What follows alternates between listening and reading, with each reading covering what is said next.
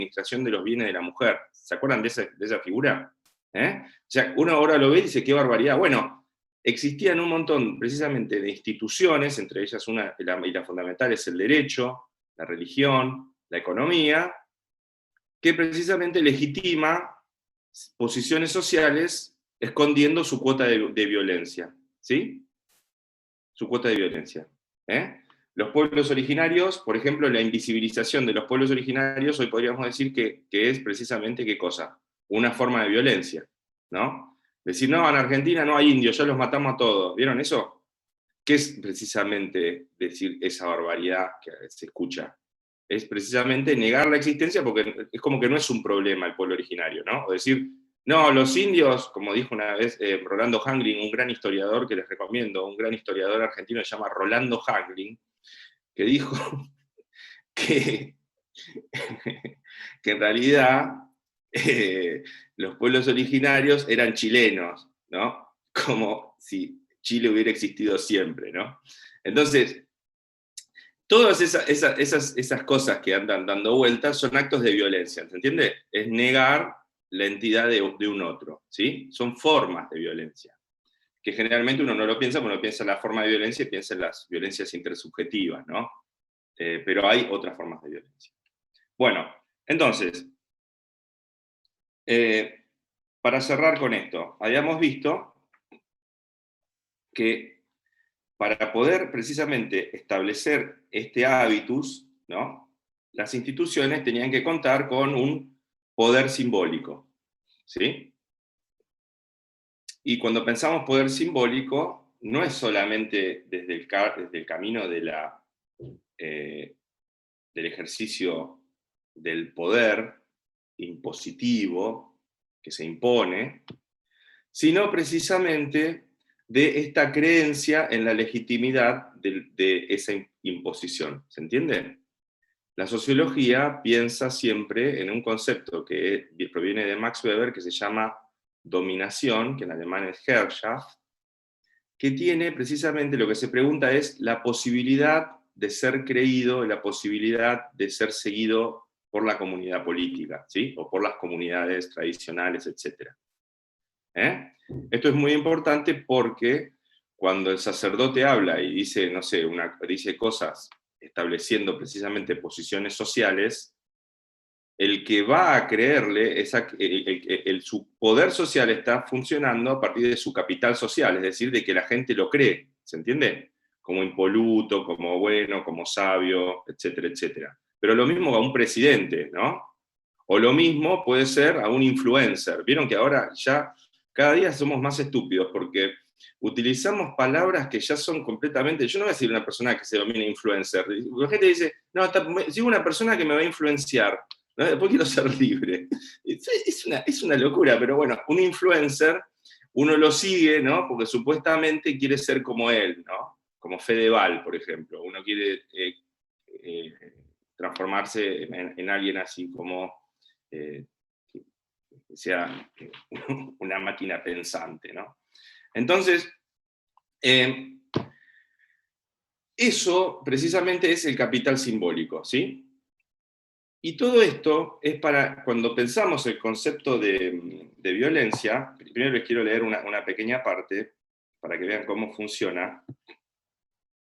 Y ahora se empieza a comprender un poquito mejor que en las formas de dominación, ¿sí? En las formas de dominación, lo fundamental es precisamente el capital simbólico y el poder simbólico que tiene una persona, ¿sí? Entonces, a partir de esa lógica, es que podemos empezar a pensar el concepto de violencia simbólica. ¿Estamos? ¿Hasta acá? ¿Me pudieron seguir hasta acá? Y entonces ahora sí comprendemos esto que al principio nos costaba mucho pensar, que es esto de que la violencia simbólica es la violencia que se ejerce sobre un agente social con su complicidad. ¿Se entiende? Esta complicidad precisamente no está dada por el libre arbitrio, no es que uno decide seguir, sino precisamente por el hábitus, por el inconsciente que hace admitir esa forma de violencia. ¿Sí? La forma de mayor dominación, precisamente, o la más efectiva, es cuando no se opone resistencia. Ese es el momento de mayor control social.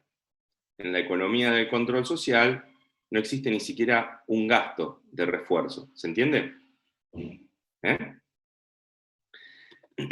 Y entonces dice Pierre Bourdieu que precisamente esto se da en el desconocimiento de una violencia que se ejerce precisamente en la medida en que uno no la percibe como tal. ¿Se entiende?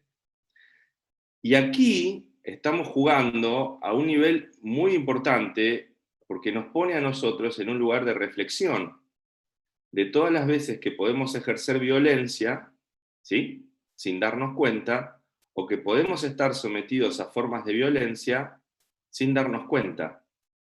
Hace poco estaba leyendo este libro que acaba de sacar Zaffaroni con una amiga mía, que bueno, lo compré por el cariño que le tengo a esta amiga, de Valeria Beck-Weiss, ¿no? Este sobre el lawfare. ¿Se acuerdan que otra vez dijimos algo que ahora estaba de moda esta palabra, ¿no?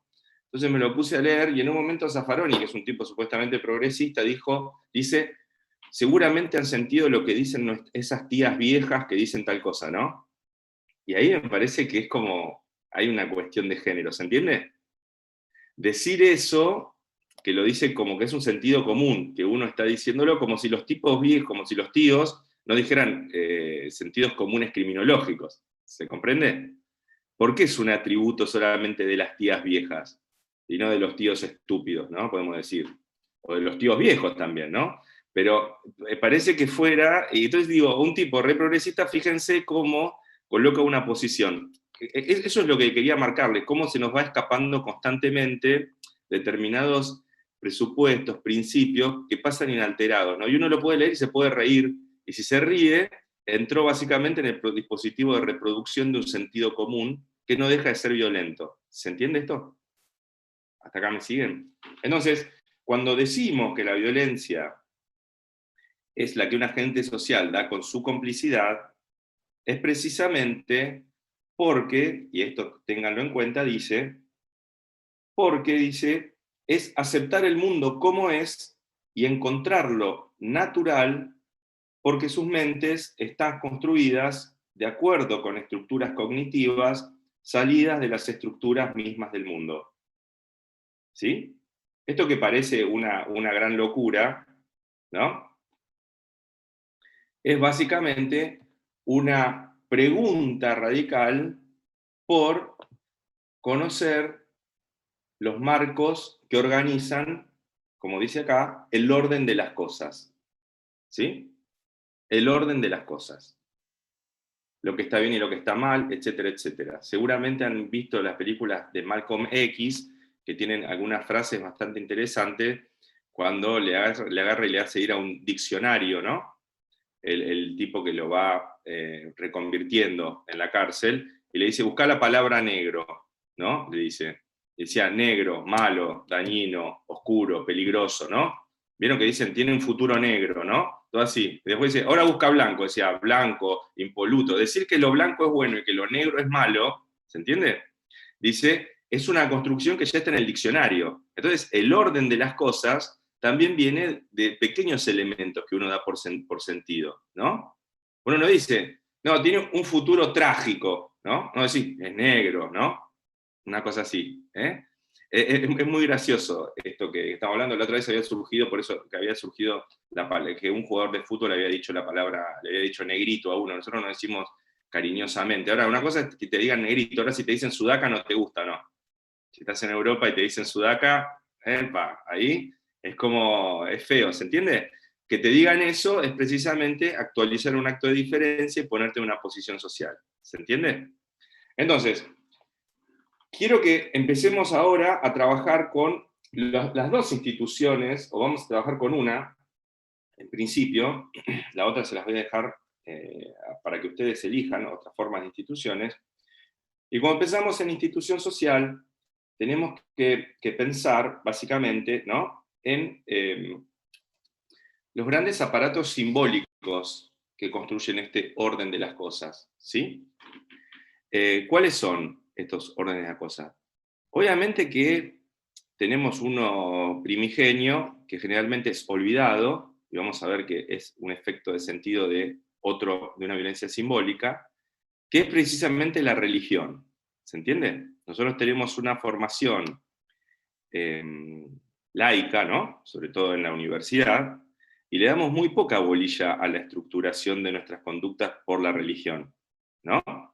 O incluso, algo más radical, preguntarnos por la cantidad de religión que existe en nuestro derecho supuestamente laico, ¿o no? Si uno agarra la tipología del derecho penal, se va a encontrar que son los 10 mandamientos.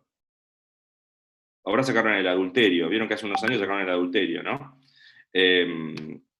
Pero no robarás, no matarás, ¿se entiende? Entonces, agarren todos los elementos y son los 10 mandamientos, ¿no? El derecho procesal está estructurado, eso que tiene que haber 3 testigos, forma procesal, etc. Lean un libro de la Biblia que se llama Deuteronomio, del Antiguo Testamento, que van a encontrar todas las figuras del derecho procesal, ¿sí? Es una larga tradición de siglos. Lo que pasa es que uno siempre lo piensa como, no, hicimos un pacto social, ¿no? Es impresionante la figura del pacto social. Hicimos un pacto social y establecimos las reglas que quisimos. ¿Quién? ¿Cuándo? ¿No? Uno dice ese pacto. Bueno, no. Por eso es importante saber historia y saber reconocer que estamos hablando de una tradición de 2000 años, por lo menos. Son 2000 años de tradición, y la modernidad está cargada de elementos del pasado. No hay un corte abrupto, ¿no? Hay algunos juegos bastante interesantes sobre eso, pero bueno, vamos a dejarlo para otra clase. Entonces, ¿cuál va a ser el primer dispositivo o el primer, podemos decir, fenómeno que nos va a, institución, que nos va a convertir en personas que estén acompañando un acto de violencia sin saberlo? ¿Sí? ¿Cuáles se imaginan que es? ¿Cuál es la institución por excelencia que uno no puede pensar por afuera de ella? ¿La escuela? La escuela es parte de una... La escuela trabaja para otra institución. ¿El Estado? El Estado, exactamente. Aquí tenemos el libro, ¿no?, de Pierre Bourdieu, sus cursos en el Collège de France, ¿sí?, que precisamente habla del Estado. El Estado es algo sobre lo cual no podemos no pensar, ¿vieron? Es un punto ciego de nuestra narrativa. Cuesta muchísimo pensar sin Estado, ¿o no? Incluso cuando nos agarran y nos dicen que los estados modernos fueron desarrollándose a partir del siglo XVII, encontramos que a la polis griega le llaman ciudad-estado. ¿Se comprende esto? Ese anacronismo de lo que está hablando es que el Estado es nuestra forma de organizar el orden de las cosas. ¿Sí? Pierre Bourdieu lo dice de una manera muy bella, porque él dice que nosotros estamos siendo pensados por el Estado porque nuestras mentes están organizadas por el Estado. Y de esa manera no podemos pensarlo al Estado. ¿Sí? Esta imposibilidad de pensar, piensa en un derecho sin Estado. ¿Existe un derecho sin Estado?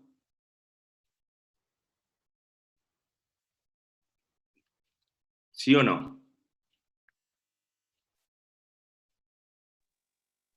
Sí, puede existir para mí. En la comunidad antigua no se podía matar o hay que respetar a la familia. Son derechos naturales, viene a ser. Exactamente.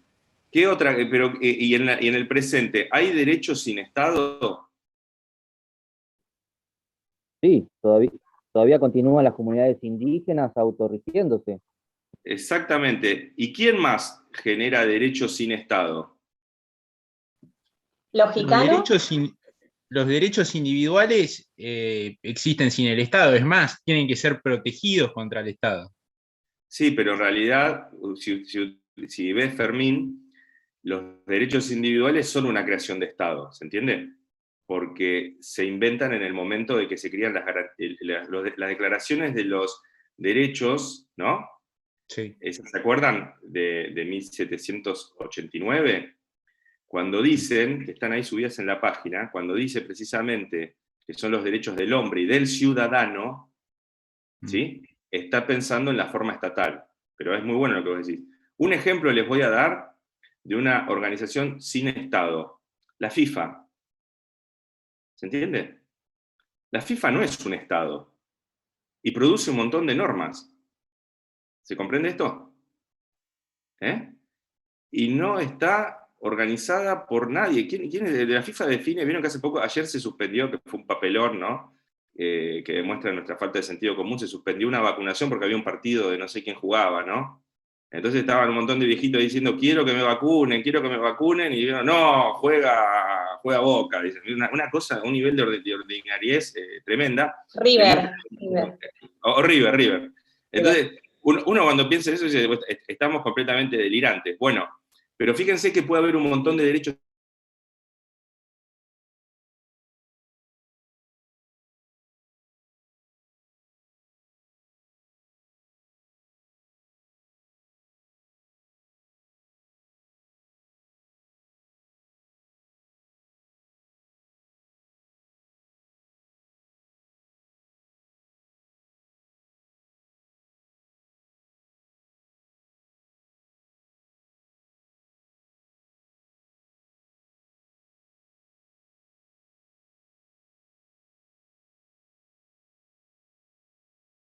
Ah, no trabajás en el Estado, te dicen, ¿no? Como el Estado es siempre administración pública, bizcochos, mate, ¿no? Ineficiencia, ¿no? Cuando uno piensa el argentino, hace como un sentido común, que es un sentido común que es argentino nada más, ¿no? Cuando en Alemania dicen Staat, der Staat, uno dice tremendo, ¿no? Es el Estado alemán, ¿no? En cambio acá la representación, primero confundimos Estado y gobierno, Estado y administración, no se entiende nada. Yo digo, ¿para qué estudiamos, viste, en la facultad? No entendemos un concepto básico como Estado, pero precisamente ese es el truco, ¿se entiende? No comprenderlo es el mayor truco y el mayor efectividad simbólica. Bueno, todo esto es fundamental y quiero leerles algo que dice Pierre Bourdieu y piénsenlo en términos de Estado. Dice,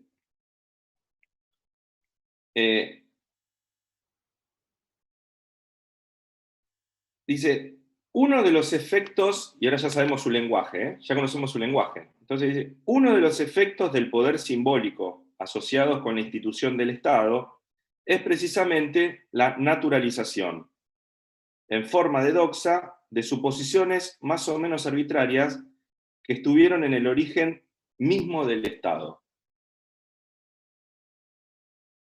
Podemos entender lo que está diciendo Pierre Bourdieu, que uno se piensa que la formación estatal es natural, ¿o no? Es el desenvolvimiento lógico, ¿no?, de la lucha, por ejemplo, por los derechos individuales. ¿Se acuerdan cuando leemos historia constitucional y nos enseñan la Carta de 1215, ¿no?, de Juan Sin Tierra, después la Revolución de 1688, etcétera, etcétera, etcétera, etcétera, ¿no?, hasta llegar a la Declaración de los derechos del hombre y del ciudadano, y a partir de ahí saltamos a los artículos de la parte dogmática de la Constitución, ¿sí? Precisamente lo que estamos, y eso se presenta como una lucha por mayores derechos del hombre, ¿o no?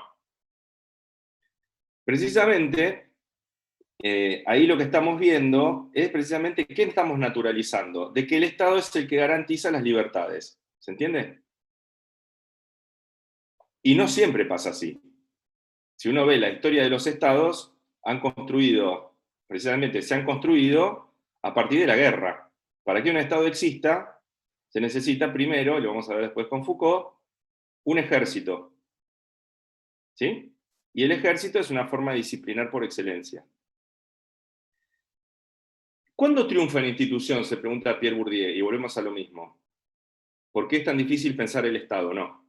¿Por qué es difícil pensarlo? Dice, una institución triunfa cuando consigue imponer como si fuera natural, nuevamente, ¿sí? Cuando consigue imponerse como si fuera natural, ahí una institución triunfa, ¿se entiende? En el momento en que uno naturaliza una institución, ya sea el rol de la mujer adentro de la casa, ¿no? El rol de los esclavos en el siglo XVII, instituciones no es solamente un aparato estatal. Instituciones, ustedes estudian, por suerte, Derecho, y estudiamos instituciones del derecho civil, ¿o no? Cada una de esas relaciones es una institución, ¿sí? Entonces, como si fuera natural. En el momento en que una institución jurídica que nace de la arbitrariedad y nace de la historia, uno la ve como que es natural, esa institución triunfó porque no la podemos ver y no la podemos criticar. ¿Se entiende? No la podemos posicionar en el lugar, y ahí es donde estamos siendo víctimas de una violencia simbólica porque somos cómplices. ¿Se entiende? No podemos ver lo arbitrario social. Lo arbitrario social. Obviamente que todo esto que estamos haciendo, imagínense que uno ingrese en la escuela y le digan, todo es arbitrario, chicos, que a los 5 minutos salen y se matan todos, ¿no? O sea, hay funciones sociales que tienen que ver con la necesidad de un Estado, con la necesidad de un Estado. Pero, por ejemplo, en Estados Unidos ahora tienen un gravísimo problema con el uso de armas, ¿o no? No sé si han visto eso.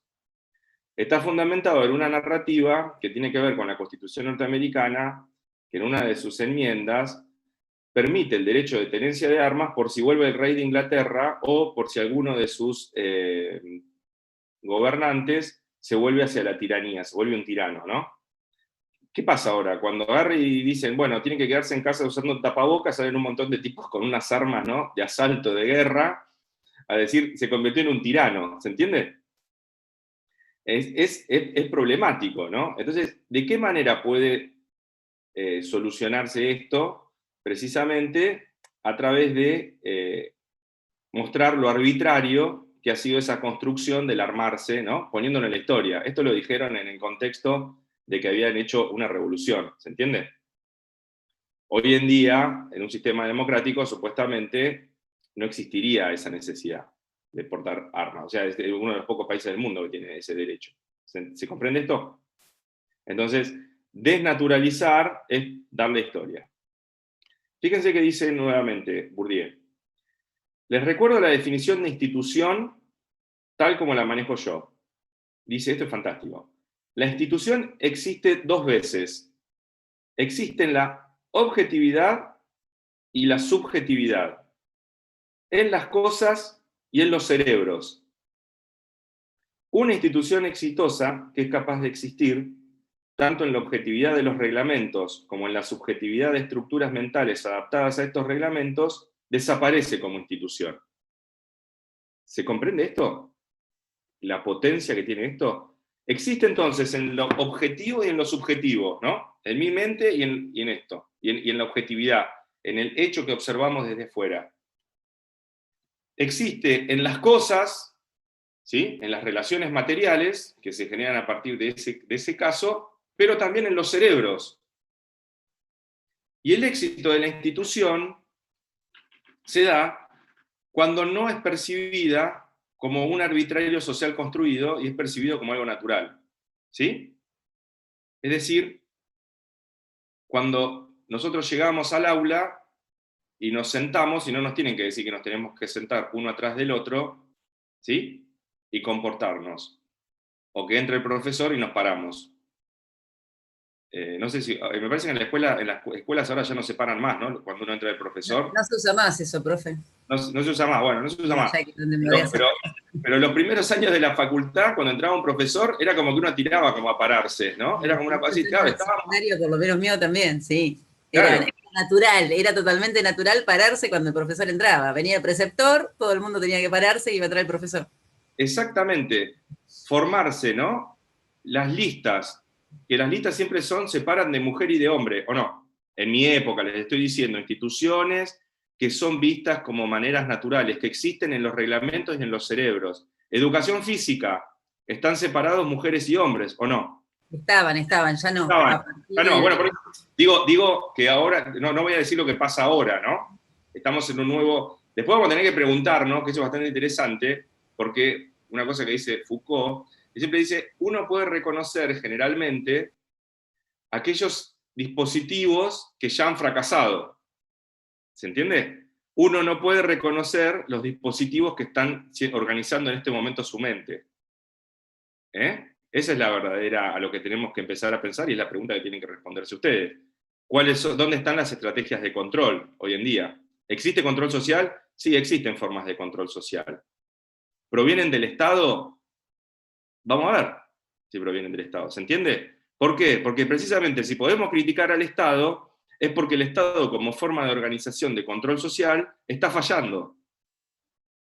¿Se entiende esto? ¿Se entiende la radicalidad del pensamiento Foucaultiano en torno a los dispositivos de control social? Solo uno puede reconocer aquello, ¿no?, que ya está vencido, aquello que ya está caduco.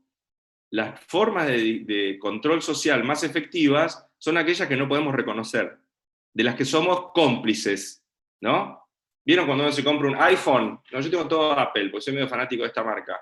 ¿Vieron cuando se compra un iPhone? Uno pone la huella como si fuera un tarado así, ¿no? Y le da todos sus datos a Apple, ¿no? Y uno agarra y dice, ok, Google, ¿qué hora es? La hora es 10:43 de la mañana. Gracias, Google. Entonces, uno le habla a Google, ¿no? Entonces le está dando su voz. ¿Se entiende esto? Hay dispositivos que uno se entrega con un montón de felicidad, ¿no? Porque es un estúpido. Entonces uno dice, no, le voy a vender todos mis datos. Después dice, qué bueno, me llegó una publicidad de remera. Justo estuve buscando remera por internet y me llegaron 5 mails. Y flaco, te están observando. Entonces uno se vende. Entonces, cuando piensen en los dispositivos de control social, los dispositivos que funcionan son aquellos que no son perceptivos. ¿Se entiende? Ahora que estamos haciendo esta crítica del Estado es porque la forma de dominación estatal fracasó, caducó. ¿Sí?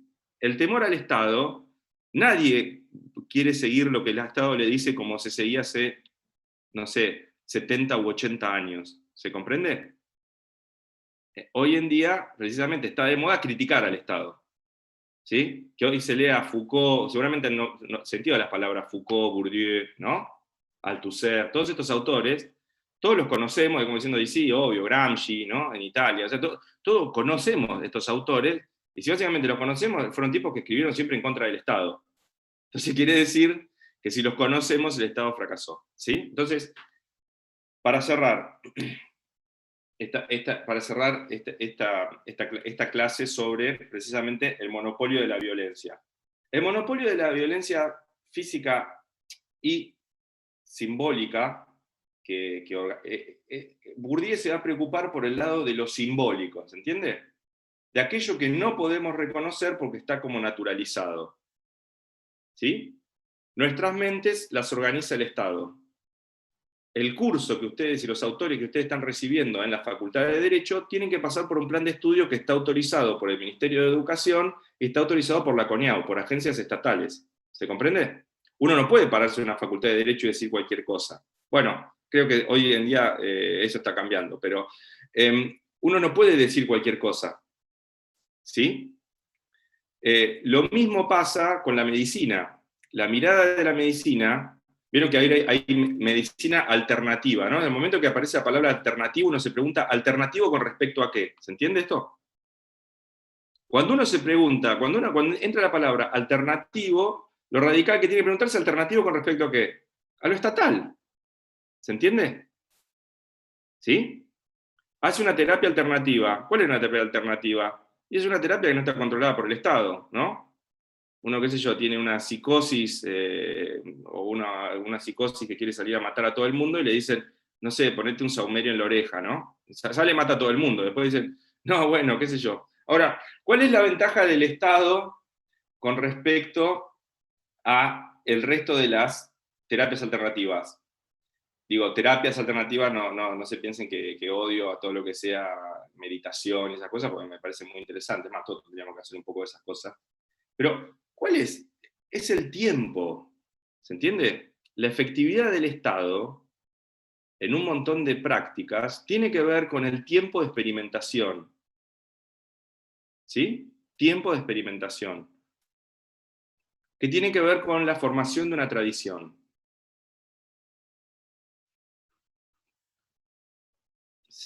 hay siglos de experimentos sobre determinadas cosas que permiten que se hagan o que se piense de una manera determinada.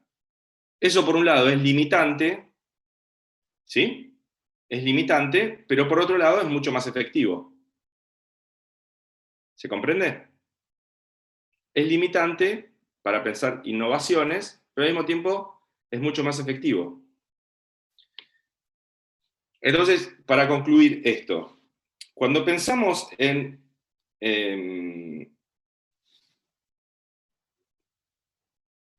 cómo desarticular, ¿no?, en términos de Pierre Bourdieu, esta violencia simbólica, lo que estamos pensando es tratar de encontrar históricamente el arbitrario que funda las instituciones sociales. ¿Sí? Es un gesto radical. Ninguna institución social es natural. ¿Vieron cuando ustedes le dicen la naturaleza jurídica de tal cosa? ¿Han sentido esa palabra en los libros? ¿Han leído alguna vez? ¿Han tenido que decir la naturaleza jurídica de algo? O sea, si hay algo que es lo jurídico, es precisamente su carácter puramente social y convencional. No es natural. Ese es un efecto precisamente de naturalización, que Marx lo llamaría reificación, es un efecto ideológico de decir, ah, no, es natural que sea de una manera determinada. ¿Por qué le llaman naturaleza jurídica? Y aparte, por lo general, cuando vemos naturaleza jurídica hay como 3 o 4 teorías, así, natural. Por eso, la teoría de esto, la teoría de lo otro. ¿Y por qué hablamos de naturaleza? ¿Se entiende? O sea, todo aquello que se presenta como natural está fundado en un arbitrario, ¿sí? Está fundado en un arbitrario histórico. Por eso es tan problemático estudiar historia, ¿no? Por eso es tan problemático estudiar sociología. ¿Se entiende? Porque cuando uno se desnaturaliza queda un poco tecleando en el aire. Cuando uno empieza a decir, bueno, esto es natural, esto no es natural. Como por ejemplo, fíjense cosas que hacemos, un último ejemplo. Agarramos ya a una ballena que come focas, ¿no? Le llamamos la ballena asesina. ¡Come focas! O sea que a nosotros la foca nos resulta algo entretenido porque le ponemos una pelota, ¿no? Y hace el mundo marino. No te convierte al otro animal en asesino. ¿Se entiende esto? Porque decimos que este animal es bueno, que este es malo, y eso es estar atravesado por la cultura. ¿Sí? Vamos a llegar después a Freud cuando llegamos a pensar el malestar en la cultura, ¿no? En términos de la violencia.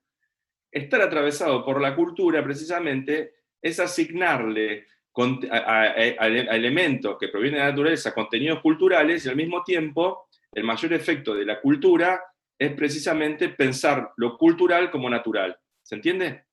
Vamos de un lado al otro. Ir de un lado al otro. Cuando uno se pone a ver de dónde vienen las palabras, por eso es tan importante hacer la filología de las palabras. ¿De dónde viene tal palabra? ¿Se entiende? ¿De dónde viene tal concepto? ¿Quién lo dijo por primera vez? Es una manera de agarrar y dejar de estar siendo hablados. Y con esto cerramos. Dejar de estar siendo hablados. Eso es uno de los objetivos que tiene el socioanálisis en Bourdieu. Y en Foucault también, es tratar de leer todo para reconocer cuándo estamos reproduciendo cosas. ¿Se entiende? Un montón de discursos que nosotros aprendemos en la facultad provienen precisamente de libros que fundan la modernidad argentina como Facundo, Las bases de Alberdi, etcétera, etcétera. Cuando uno lee profundamente y con detalle Facundo, ¿no?, de Sarmiento, ¿no?, cuando lee Alberdi, cuando lee estos autores que forman este debate sobre la tradición republicana en Argentina, vieron que ahora todo el mundo defiende la república, ¿no? Entonces me pregunta, ¿qué es la república? Ah, no sé, qué sé yo, no sé qué es la república. Bueno, hay que preguntarse qué es la república, y la república está en Argentina, el concepto. Les recomiendo el libro de Natalio Botana, son 700 páginas, pero vale la pena, sobre el concepto de república, la tradición republicana, que es el debate entre Salvierto y Alberdi, que es lo que funda Argentina. Cuando uno lee esos autores, y lee automáticamente las notas de opinión, uno dice, sigue hablando Sarmiento, ¿se entiende? Sigue hablando Alberdi. Seguimos siendo hablados. Foucault decía una cosa que era fantástica. Decía, hablando de su gran maestro Gaston Bachelard, decía, la única forma de salirse de este discurso que está siendo hablado es leyendo todo, decía el tipo. ¿Se entiende? Leyendo las cosas a los mayores autores, a los menores autores, leyendo todo, preguntándose por los orígenes de las instituciones sociales, leyendo historia, leyendo sociología, leyendo filosofía, etcétera, etcétera. Cuando uno hace eso, uno se empieza a dar cuenta muchísimos inventos que utilizamos cotidianamente y no sabemos qué significan. ¿Se entiende? Un ejemplo de ello es una palabra que se usa muchísimo, que es el concepto de Estado de Derecho, ¿o no? ¿Quién está en contra del Estado de Derecho? Nadie, o sea, pero es un recurso retórico. Yo digo, porque todo esto es para la defensa del Estado de Derecho. Y todos se paran y aplauden. ¿Vieron que a la gente le gusta, no? Unas cosas así, como fla. Ahora decís, ¿qué es Estado de Derecho? Entonces te dicen, el Estado de Derecho es el principio de legalidad. Quiere decir el imperio de la ley. Debe preguntar, bueno, ¿qué es el imperio de la ley? Es el rule of law. Es tradición norteamericana. Sí, pero la palabra Estado de Derecho es una traducción que hacen en el año 39 del concepto Rechtsstaat alemán. Entonces, ¿qué es tradición alemana continental o tradición inglesa? Quiere decir, no, el respeto de la Constitución. ¿De qué Constitución? ¿La Constitución material inglesa? Porque ellos no tienen ni Constitución escrita, o la Constitución escrita de carácter francés y norteamericano que nosotros tenemos. ¿Se entiende? Cuando empezamos a indagar, nos damos cuenta que estamos hablando de cosas que no sabemos qué son. Son figuras del derecho retóricas, muy emotivas, ¿no? Como decir populismo, ¿no? Populismo, ¿qué es el populismo? Y ahí empieza, ¿no? Los kirchneristas dicen populismo es Macri, ¿no? Y los macristas dicen populismo es... Entonces no usemos más la categoría, porque si es todo lo mismo, va a terminar como Nicolás del Caño, ¿vieron? Nicolás del Caño que dicen son lo mismo, ¿no? Que siempre le hacen esos chistes en la revista Barcelona, ¿no? Que aparece y dice, son lo mismo, ¿no? Entonces, de esto se trata la idea de Pierre Bourdieu, ¿sí? De pensar la violencia en términos simbólicos como el establecimiento de los cuadros mentales que nos permiten establecer un orden de cosas. ¿Se entiende? Es decir, a un momento previo, ¿sí? A partir de ese orden de cosas vamos a reconocer luego qué es la violencia y qué no es la violencia. ¿Se entiende? Ese establecimiento del orden de cosas no deja de ser un acto de violencia, un acto de imposición. ¿Se comprende ahora? ¿Un poco mejor? Para que nosotros podamos ver violencia hoy en día en determinados ámbitos, como por ejemplo violencia de género, hace 40 años no se hablaba de violencia de género, ¿o no? Que hoy podamos verlo es precisamente porque tenemos un nuevo orden del discurso que nos permite reconocer formas de violencia. ¿Se entiende esto? ¿Sí? Ahora, la pregunta que nos tenemos que hacer es, ¿qué otras formas de violencia, que esto se lo dejo para empecemos la clase siguiente con Zizek, qué otras formas de violencia no podemos ver porque nuestro discurso no nos permite observar? ¿Se entiende? Es decir, ¿a qué estamos acostumbrados mentalmente de tal forma que no podemos pensarlo como violento? ¿Sí? Esa es una pregunta, esa es la pregunta radical. ¿Dónde se esconden otras formas de violencia que hoy no podemos observar todavía porque no tenemos el discurso que nos dé un orden de cosas? Y ahí está la política, ¿no? Precisamente. O sea, el feminismo ha logrado, ¿no? Precisamente imponer, en el buen sentido, a partir de la lucha política, ¿no? Un orden del discurso nuevo que el Estado ha tenido que aceptar, ¿o no? Vieron que en todas las oficinas estatales de la administración o del Poder Judicial, ¿sí? O del Poder Legislativo, hay todos cursos de género, ¿o no? Porque, ¿qué pasa? Ahora el Estado tiene que imponer un nuevo orden de cosas. ¿Se comprendió esto? ¿Sí? Porque ya reconocemos una nueva forma de violencia. Como vemos, ahora la gran pregunta que tenemos que hacer, ¿qué cursos van a darnos en el futuro para que reconozcamos formas de violencia que hoy ejercemos, ¿entiende? Y que todavía están invisibilizadas porque las tomamos como naturales, ¿no? No la quiero trosquear, pero vamos a adelantar lo que vamos a ver en la clase que viene. Cuando vean a Zizek, Una de ellas es, por ejemplo, la economía. ¿Se entiende? Las formas de violencia económica. Hoy nos sentimos todos víctimas porque no tenemos vacunas, ¿no? Porque somos un país pobre, ¿o no? Somos considerados, como me dijo una vez un profesor en Alemania, me dijo una cosa interesante, ¿por qué ustedes intentan compararse con Europa? Ustedes tienen que compararse con África, decía, ¿no? Yo me sentí como, ¡ay! Y después decía, soy un facho, decía yo, ¿entendés? ¿Se entiende esto? Porque si uno ve las estadísticas y los registros objetivos, tenemos que compararnos con África. ¿Se entendió esto? Tenemos más que ver con ese tercer mundo, pero nosotros decimos, no, somos europeos, ¿o no? Qué facho que somos, ¿eh? ¿Cuál es el problema de África? ¿Se entiende? Compararse con África. Gorilas, ¿eh? En el sentido de que en África hay gorilas. Era una broma, era un chiste. Hace poco un presidente... ¿Cómo? Hace poco un presidente dijo que Argentina la dio como un ejemplo de endeudarse. No hay que ser Argentina, dijo. Creo que fue de general, alguno de esos.